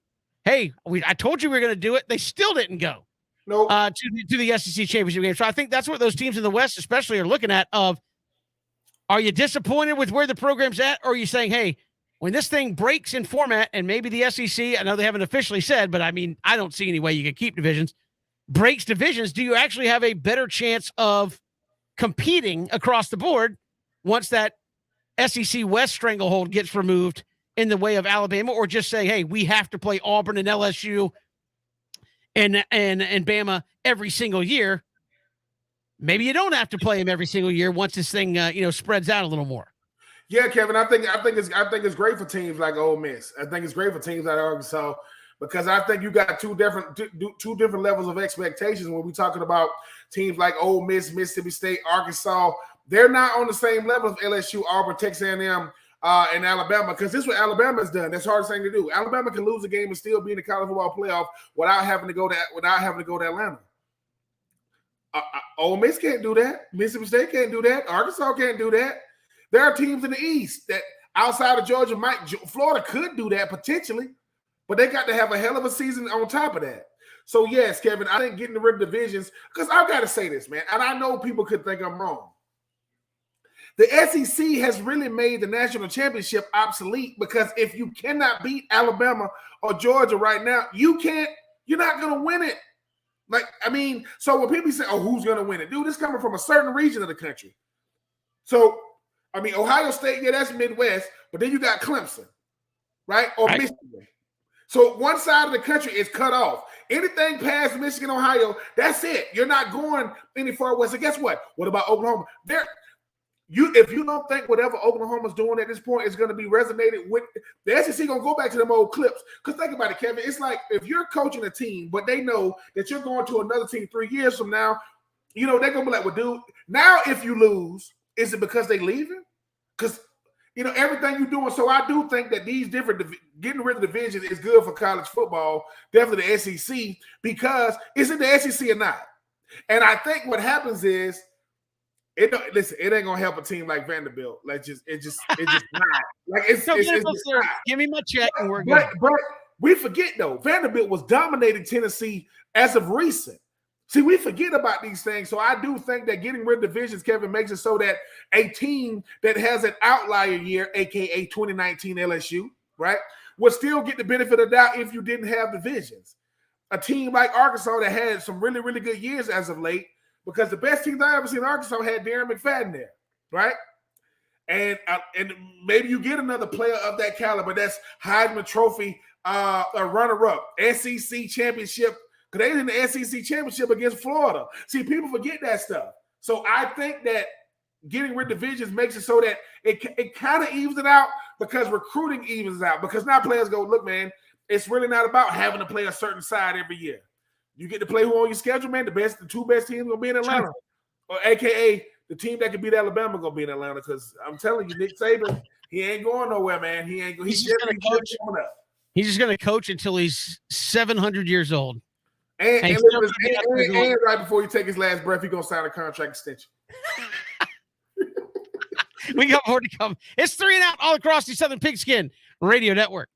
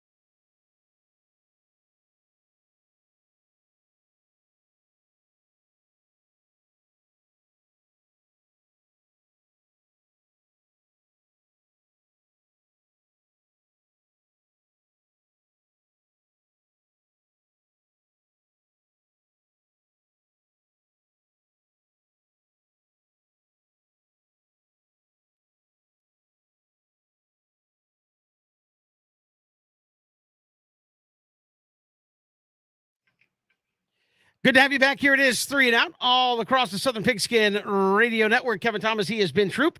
Thanks for making us a part of your day. You can catch us streaming live, ESPNCoastal.com, as well as the radio network and online.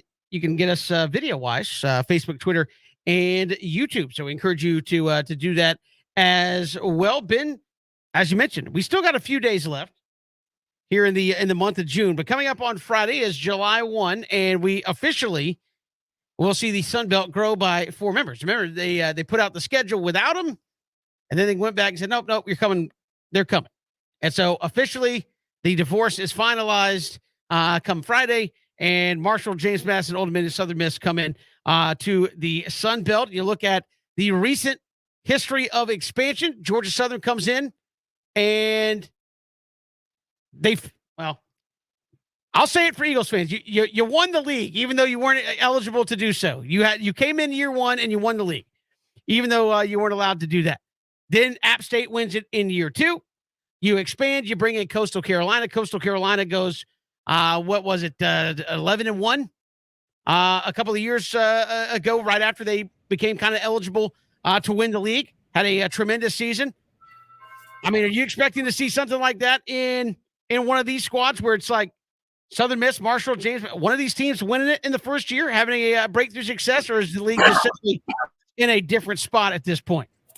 I mean, Kevin, if Louisiana and Coastal Carolina would have been doing what they would do, I would have said yes. But I think they're going to be really, really competitive. I really say that. I can definitely say that. The Sun Belt definitely boosts his resume a lot. But as you mentioned, Kevin, I do think Georgia Southern is a team getting the guy in Coach Helen. Never thought was going to stick with, going to go with P5. And then you look at the fact that even though Louisiana's moving on, Billy Napier's moved on to Florida, they built a nice, like a nice little, structure down there in Louisiana. Coastal Carolina, I mean, they've gotten really, really good as of late, but I still think App is the class of the whole conference. I still think it's App. And you don't have to win the conference to be the class of the conference. Now, you got some, Southern Miss and Old Dominion and Marshall, James Madison. Kevin, I say none of them going to come in and do it, but I wouldn't be surprised if they did. Because I think what happens is, let's call it what it is.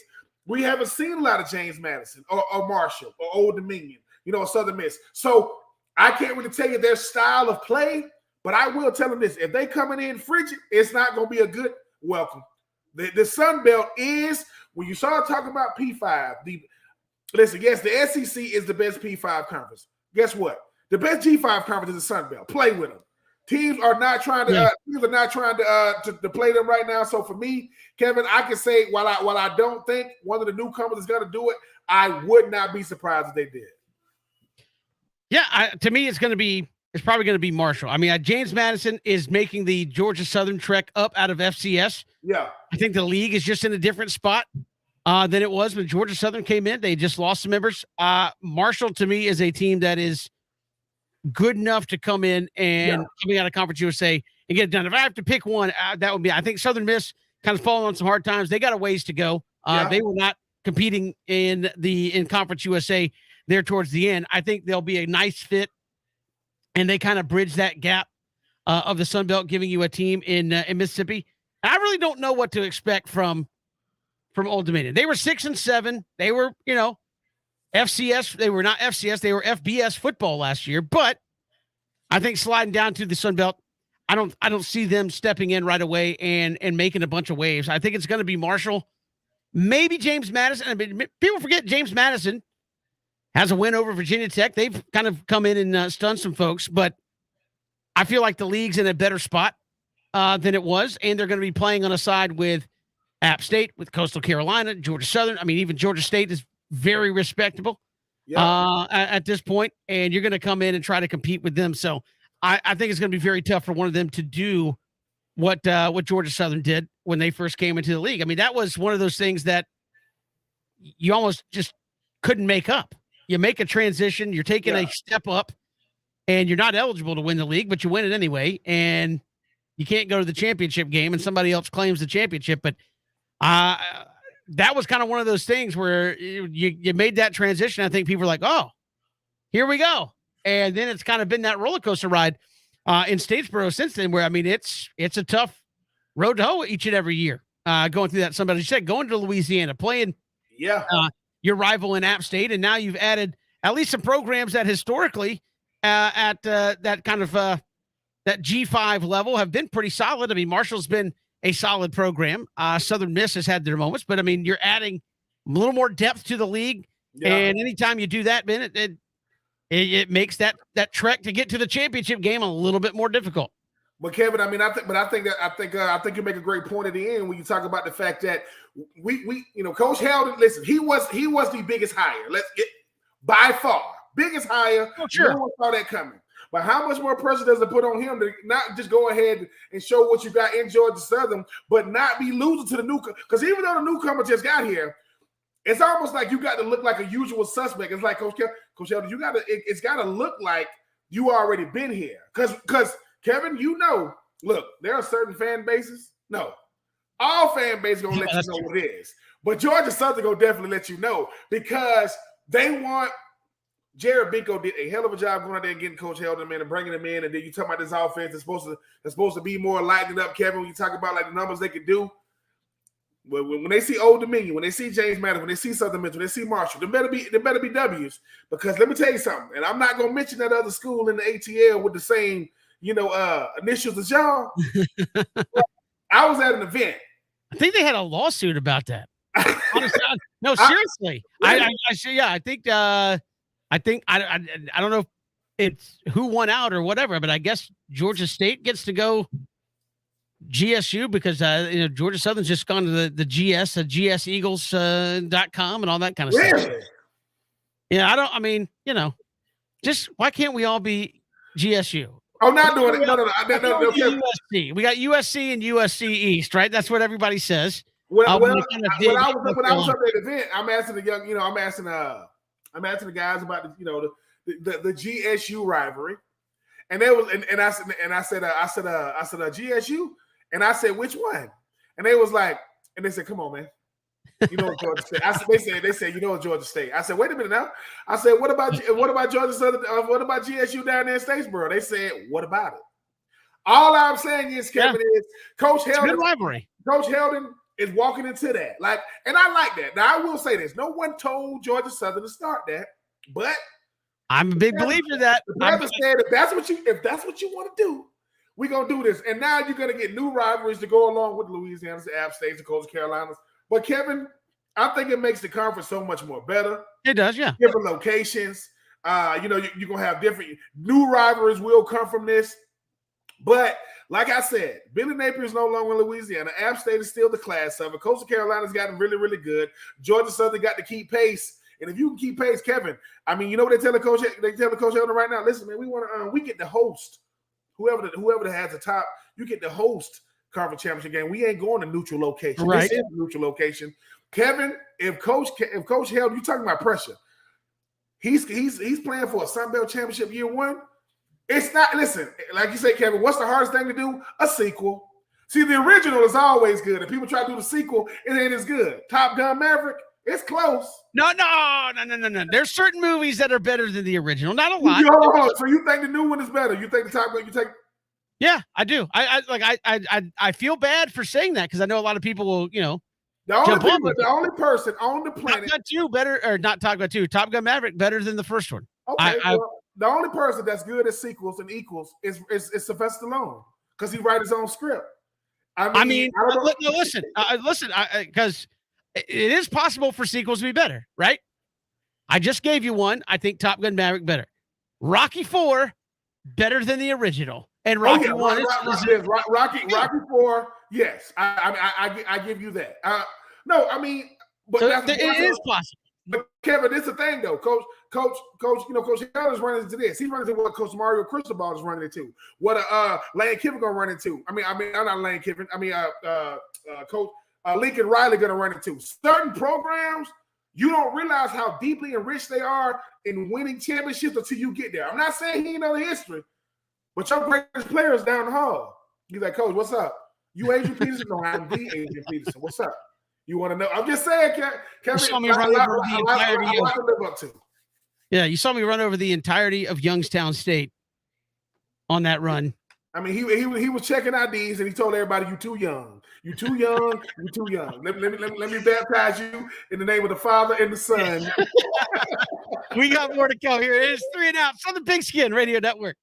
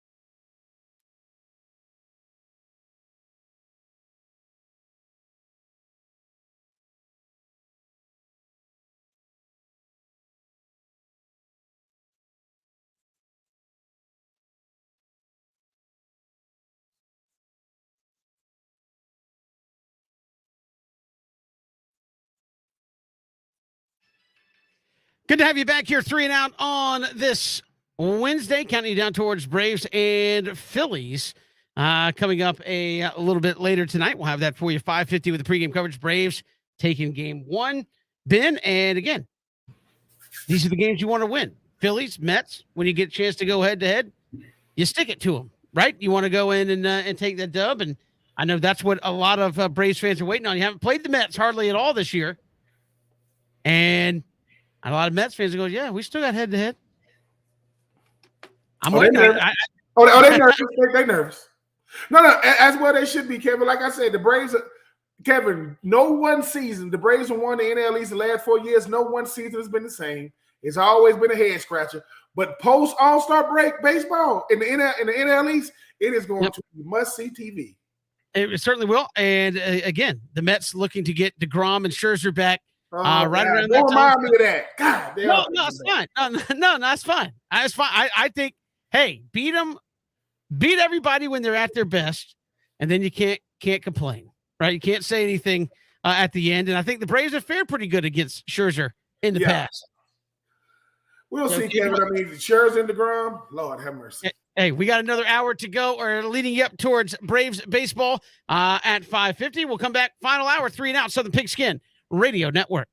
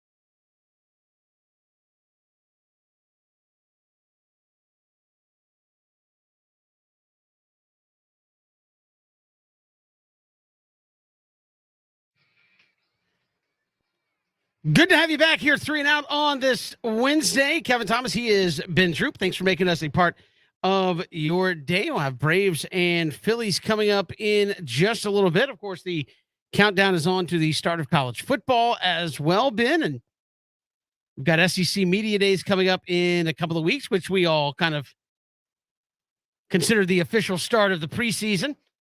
I think even saw the Phil Steels are starting to hit the racks out there. So there are signs of life that college football, Ben, is on the way back on the calendar and in season. I'm looking forward to it, Kevin. I mean, sometimes, it seems like a long time when it first starts, and then as it gets closer, it's not really as much time in between as we give it credit for. But yeah, once Lenny's and all these different publications start hitting the newsstands, and everybody started looking at player rankings and team rankings and offensive, defensive group rankings and position rankings, it's time. But hey, it's what we do, it's what we love, it's why we cheer. Let's keep it going. Looking forward to it because, Kevin, like I say, I like a good old-fashioned I don't like you fest. So, Jimbo, Nick, let's keep it going. I wonder if they'll, and I don't think they're going to be there on the same day, but they should rearrange the schedule and make them sit next to each other and answer questions jointly. So, Nick, when you said they bought players, what would you care to respond? Nick said, I never said they bought. No, you said they bought every one of them. So what does every one of them mean? I was speaking in hypotheticals out there. What I was really trying to say is I need more cash to get to. What I'm saying is I want more teams. Yeah, we need to spend more money to get more recruits. That's all I was trying to say. Let's go to the phones here quickly. We got AC, our good friend, on the line.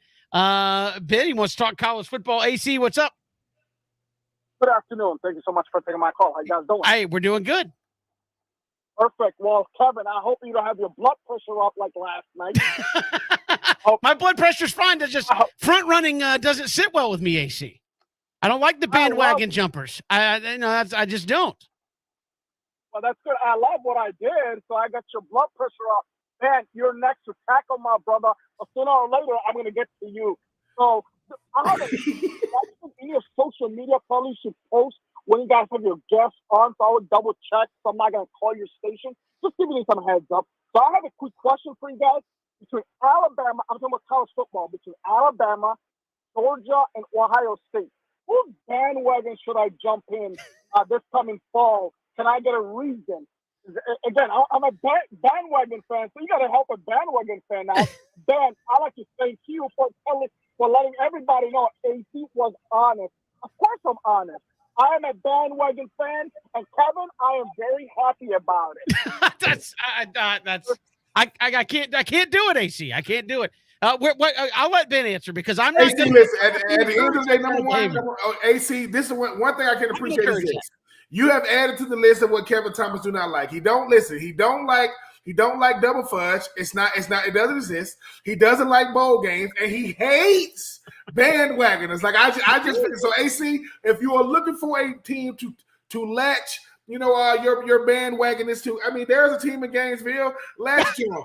This is why I would say it. Bigger than you latch in Florida. Bigger than you latch in Florida. I just want you to talk trash to Tennessee, Georgia, Kentucky, South Carolina, Vanderbilt, Missouri fans, because there was a Tennessee Vols baseball team that said, quote, this is the greatest team they ever had, and they didn't even make it to Omaha.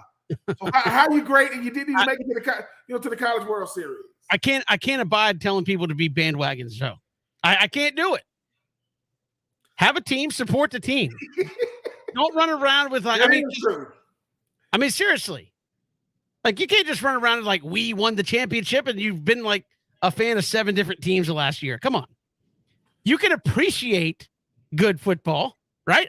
I can appreciate a good national championship game. I don't have to be a fan of either team. I'm certainly not going to jump on the bandwagon. I'll be like, hey, that was a great football game.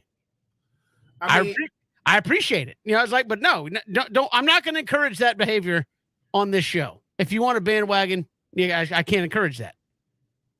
And I certainly would. Again, I'm sick of the Bama and Ohio State. I'm certainly not going to encourage you to jump on that. Right? I mean, I'm certainly not going to do that. I mean, the bandwagons are tough. They are tough. I mean, because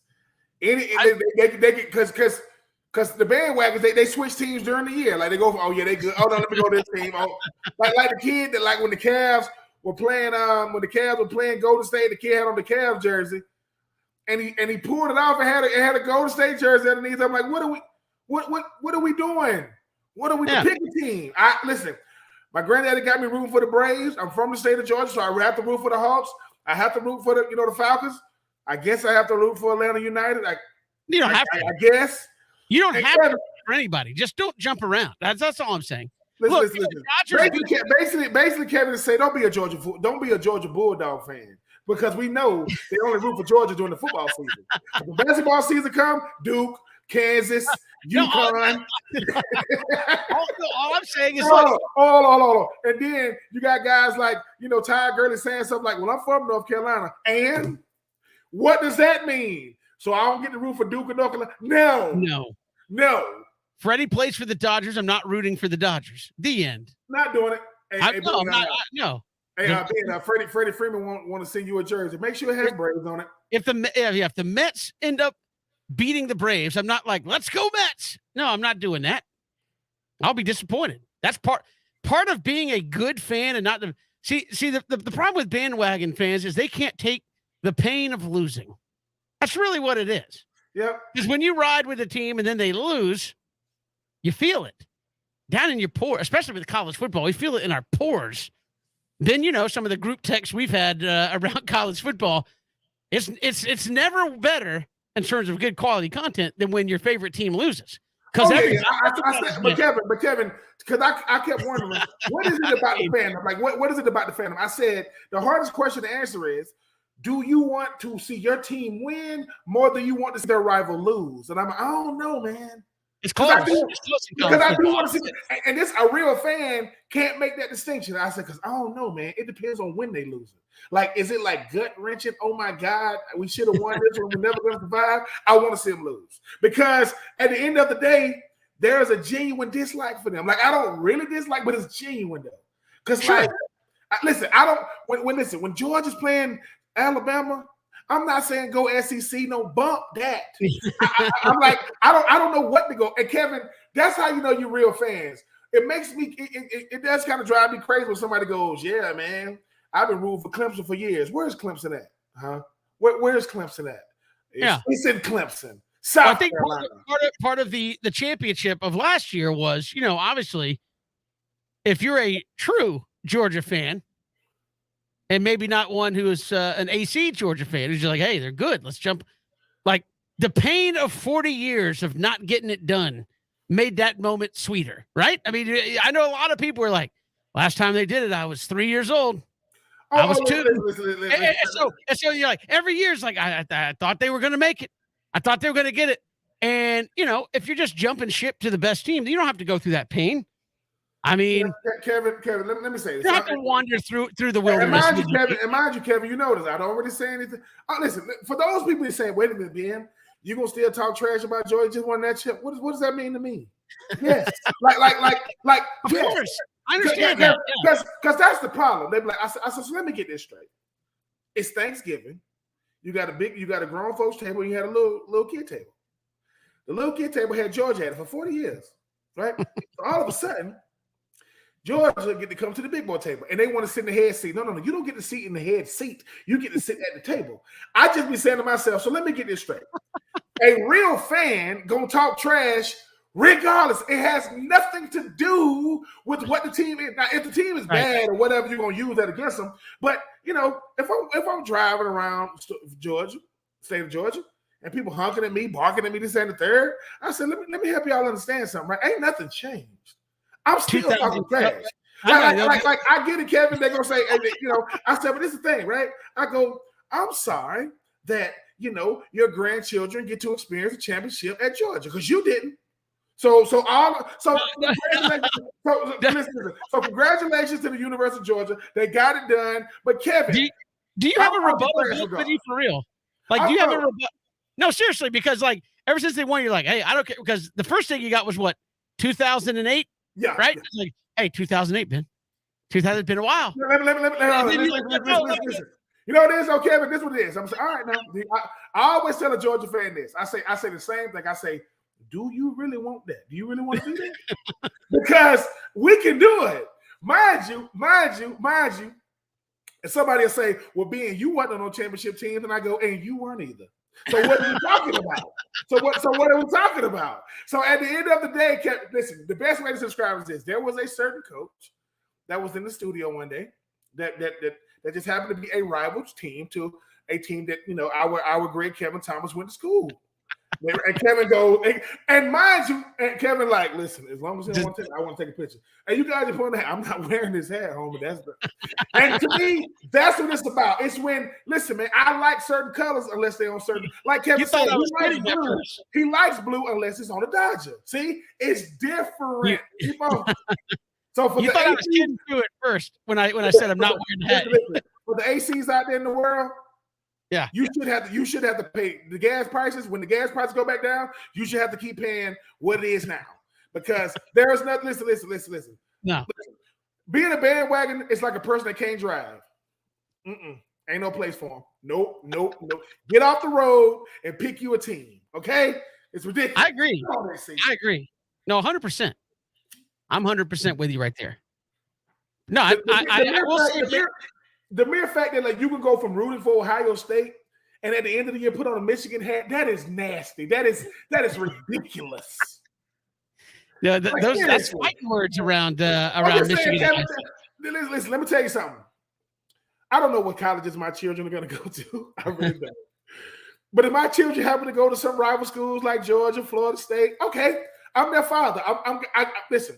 Will you go Emmitt Smith and slap a jersey on? No. I'm not. No. If it's my kid's jersey, that might be different. But it's the thing, right? The great Jeff Chandler went into the Florida Georgia Hall of Fame with me. Right. His parents were Georgia fans. This is a real fan now. Georgia fans. For 5 years, they wore Florida orange and blue. As soon as Jeff graduated, took it off, not wearing no more. Went back to Georgia. I respect that. So for me, are you sneaking in the stadium? I hope you have a child that goes to Georgia. I want to see it. Listen, I don't. Listen, I just think that red and black and white might make my skin itch. I'm hoping. I'm now praying. Listen, at the end of the day, I know something about Kevin y'all will never know. If there was a school in the state, I hope they will. If one of his sons go there, no, I hope, because I mean, I've been asked a lot by folks who have been like, do you think Ben would ever put on like a Georgia jersey? I said, first of all, if you know Ben, and you can back this up, obviously, I said, if you know Ben would never make a bet in which the losing proposition was you got to put on the Georgia stuff, right? I've even asked you, I was like, hey, would you make a bet, on the outcome of a game and the loser has to wear the other team's jersey? You said, if that's the cost and that's the penalty, I'm not doing it.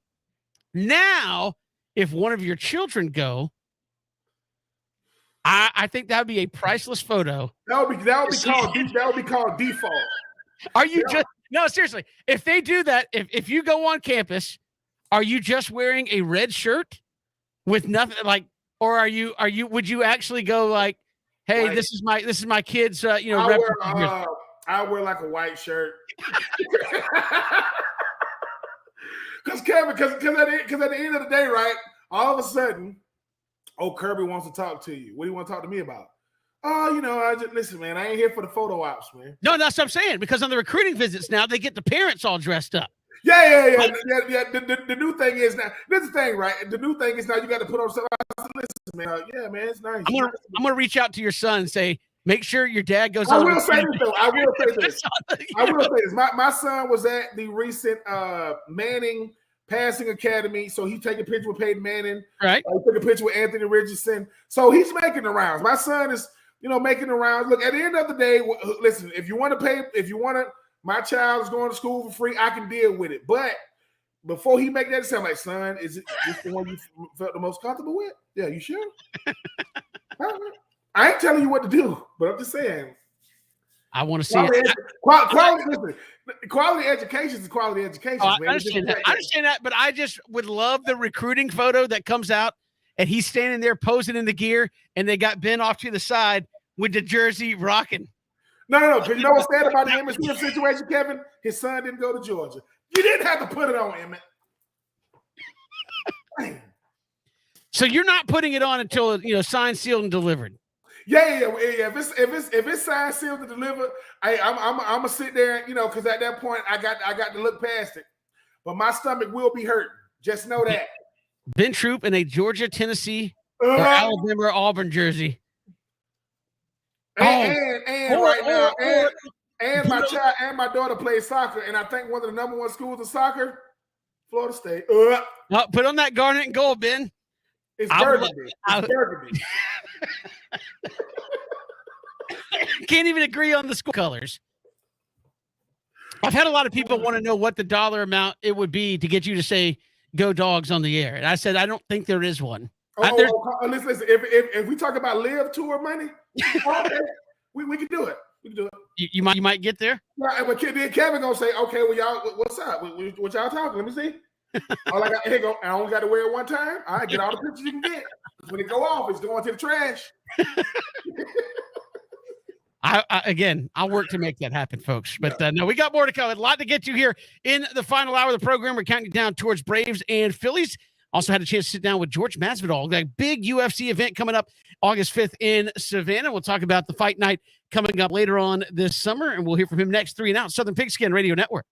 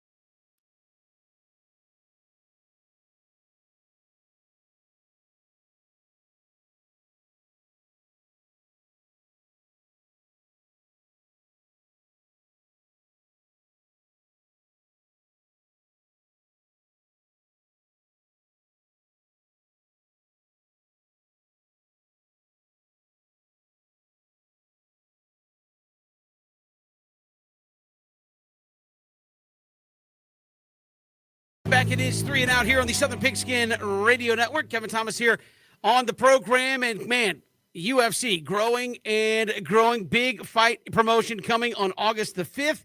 Also going to be live on UFC Fight Pass on August 5th at the Savannah Civic Center.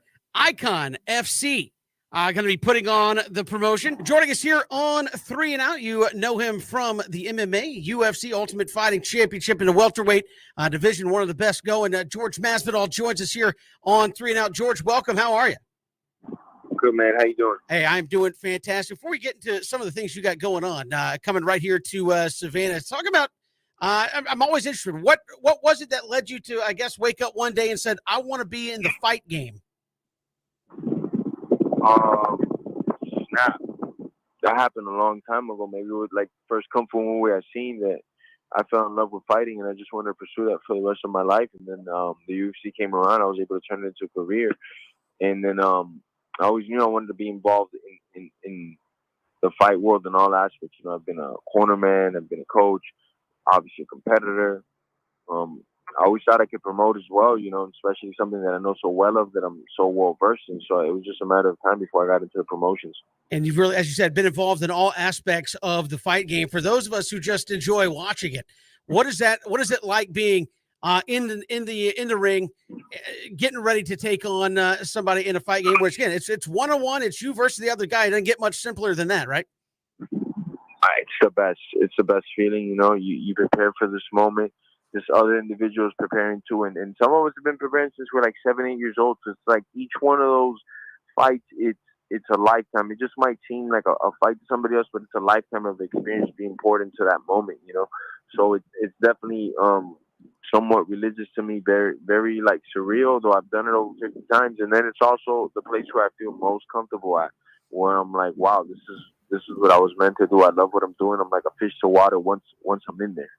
George Masvidal joining us here on 3 and Out. And again, it seems like the fight game, comparable to a lot of sport out there, where especially when you gear up for a big fight, it is so much, you got to be on your toes. One mistake, and especially in MMA, it could all be over in just a couple of seconds. I think you actually have the record for the quickest knockout. So literally it could be over in a couple of seconds. Oh, yeah. You know, and in my case, it's the quickest because it ended right away. But sometimes you could be winning, 24 minutes and 32 seconds of the fight into it, and you're winning, and you lose with 28 seconds to go. It just happened in the championship at 205 pounds. It's just crazy how the business is, man. There's no one's God in this sport. Like, anybody at any moment can get knocked out, murdered. So you have to stay very awake. It could come from submissions, it could come from a blow to the head, it could come from a cut, and the referee deemed it too much.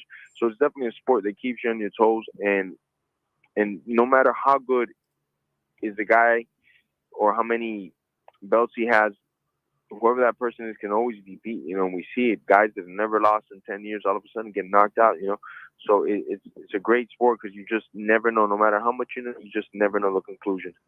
George Masvidal joining us here on 3 and Out. And George, you're coming right here to our area in Savannah. We'll get to that coming up in just a little bit. But you launched a promotion company, Icon FC. Talk about, you've mentioned being in all aspects of the fight game. Talk about being on the promotion side, and what's kind of the intrigue that got you on the promotion side? Well, once we started doing all right, figured we throw this promotion and just get back to fighters, and just there's things I try to take from fighter to fighter standpoint, just things that I could better, just treat the fighters a little better here. If I could earn them more money. These sponsorships that do business with us to come into the company, we try to break some of the fighters off. We were the first promotion to pay guys in cryptocurrency in the history. This was like 2 years ago in our sister promotion, GFC, Gamebird Fighting Championships, and we were the first promotion to pay, like I said, in cryptocurrency. So things like that, I love to do it. A lot of these guys, like months later, send us letters because we gave out bonuses for fight of the night, knockout of the night, submission of the night.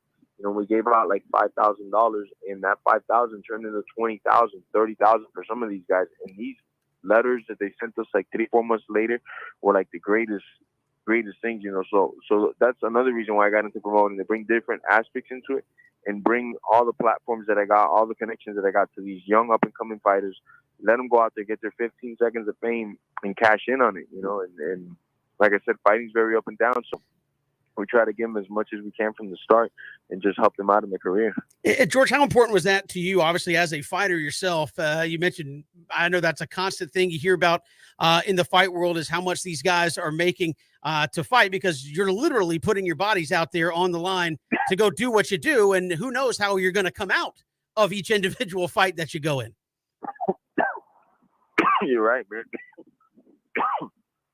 How about you got coaches to pay, gym fees, traveling expenses, hotels, the food for your coaches. It's not an easy ride, like I tell you. A lot of times these guys can't afford to even get themselves there. So what do? They go by themselves, no coach, no nothing. They don't have guys in their corner. If it happens in the fight, we try to hook them up. We try to at least have one corner man if we can in there for them, or however we can facilitate it. So just an improved, it's just evolution of fighting, right? I grew up in the fight game. There's things I didn't like. I want to make it better, But that being said, I also bring the hungriest and meanest up-and-coming guys that there is, So we're constantly scouting the country for the talent's best, the guys that are 8-0, 10-0, and putting them against the country's best, the number 2 guy in the country, number 1 guy in the regional scene before they go to the big leagues, before they go to the UFC and fight for a world championship or something. So I think that's the reason why our formula works so well. We're doing phenomenal Fight Pass. We got a short history with them, about 6 months, but we're number 2 in most viewed of all the promotions. The Fight Pass has been running already, I think, 5 to 6 years. So for us to have number 2 in a strong number 2, it speaks volumes not of me or my administration, and it speaks of the fighters, because we're putting on shows. These guys are coming to get it because they know if they do their job, they're going to the big leagues, So these guys are coming in and giving it all they got. So top to bottom, our cards are very evenly matched and just stacked, ready to go. A bunch of killers. Yeah, George Masvidal joining us here on 3 and Out, and you've got the promotion Icon FC coming to Savannah in August. Tell folks about that. It's coming to the Civic Center. Tell folks about what they can expect with that promotion coming up on August the 5th. As we stand, we have 8 official fights.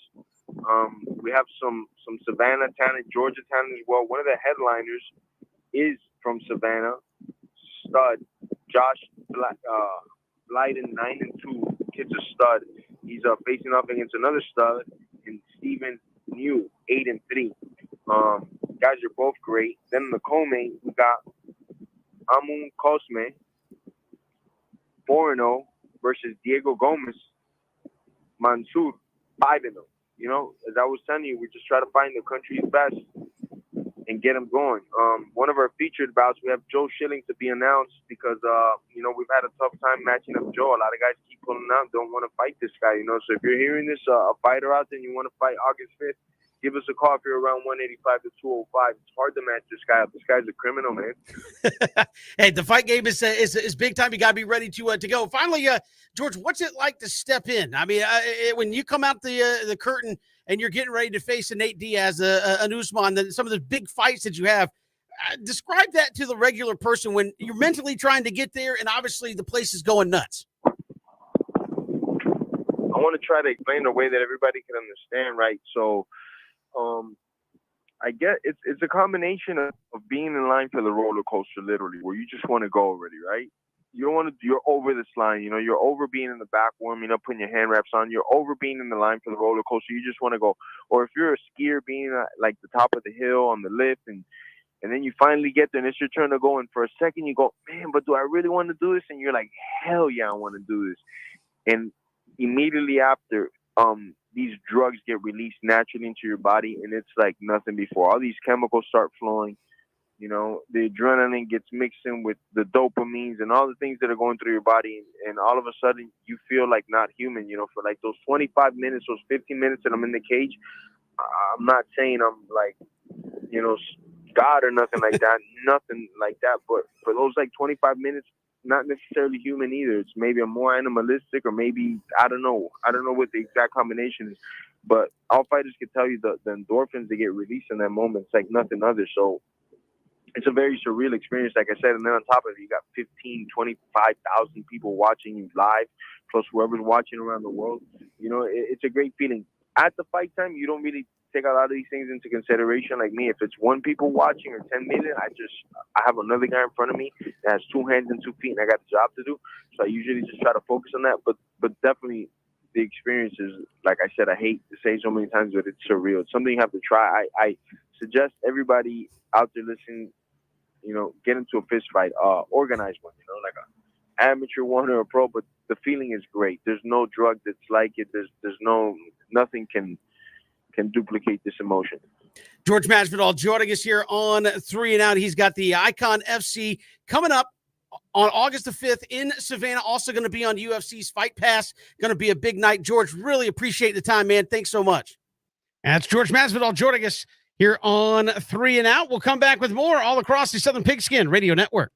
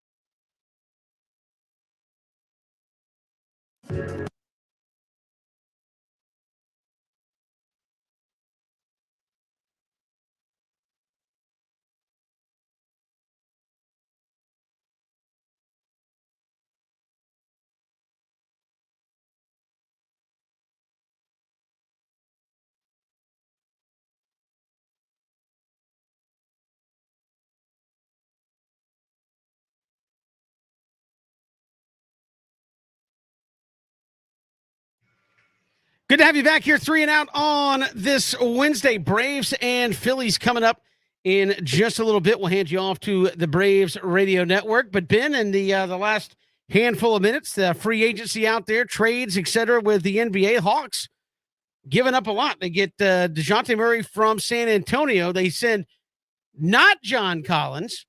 They send Danilo Gallinari to the Spurs and 3 first-round draft picks. I think a 25 and a 27. And I think 1 year, I think the 2026, they're going to swap first-round picks. So it's kind of a pick swap. But essentially 3 first-rounders and 1 player to get DeJounte Murray. And, Ben, you know my position on draft picks in the NBA. Hey, they're there to be given away, especially if you can make your team better right now.